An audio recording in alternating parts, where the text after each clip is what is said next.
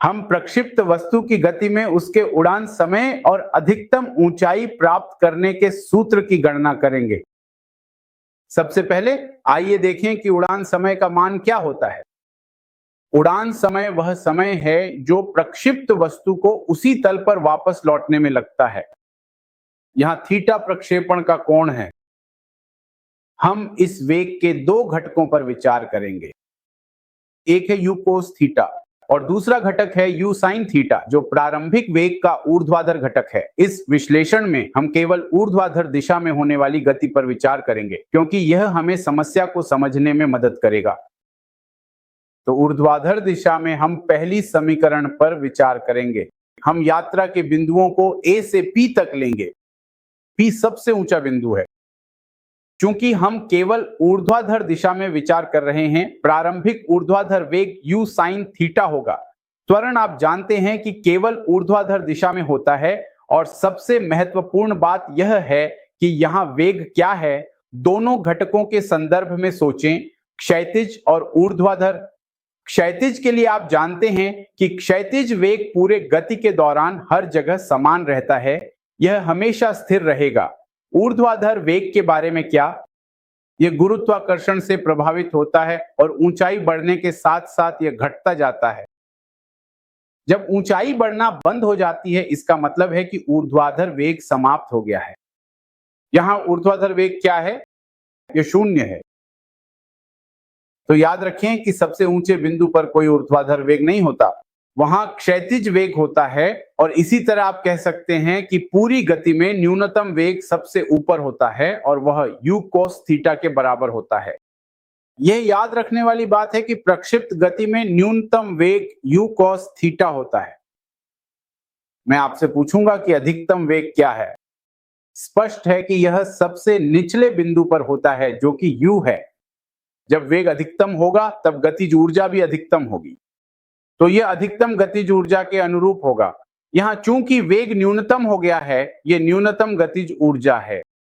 और चूंकि गतिज और स्थितिज ऊर्जा मिलकर यांत्रिक ऊर्जा बनाती है जो पूरे समय स्थिर रहती है, तो एक ऊर्जा बढ़ेगी, दूसरी घटेगी। यहां हम जानते हैं कि गतिज ऊर्जा न्यूनतम है।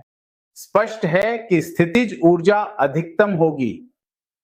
तो दोनों का योग यानी कुल यांत्रिक ऊर्जा क्या होगी? वह पूरे समय स्थिर रहेगी। ठीक है, हम A से P तक विचार कर रहे हैं, तो ये दो बातें आपको मिल गई। हम एक सूत्र प्राप्त करना चाहते हैं। ये सबसे ऊंचे बिंदु पर शून्य है। u sin theta minus GT, T बन जाता है u sin थीटा बटा G। ये A से P तक का समय है।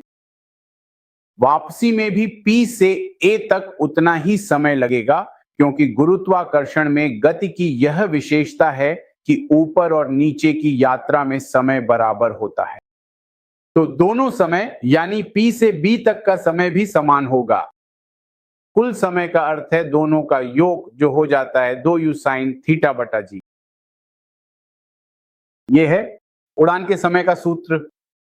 इसी तरह तीसरी समीकरण का उपयोग करके हम अधिकतम ऊंचाई का मान प्राप्त कर सकते हैं, जो आपको मिलेगा u square sine square theta बटा 2g। यह अधिकतम ऊंचाई का सूत्र है। आप देखिए, एक चीज दोनों में सामान्य है और वह बहुत महत्वपूर्ण है। वह क्या है? इन दोनों समीकरणों को देखिए, इनमें क्या सामान्य है?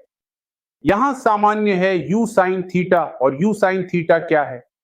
यह प्रारंभिक ऊर्ध्वाधर वेग है। क्या नहीं है वहां? यह एक ध्यान देने वाली बात है। दोनों समीकरणों में क्या नहीं है? u cos theta. इसका मतलब है कि h और t दोनों प्रारंभिक क्षैतिज वेग पर निर्भर नहीं है।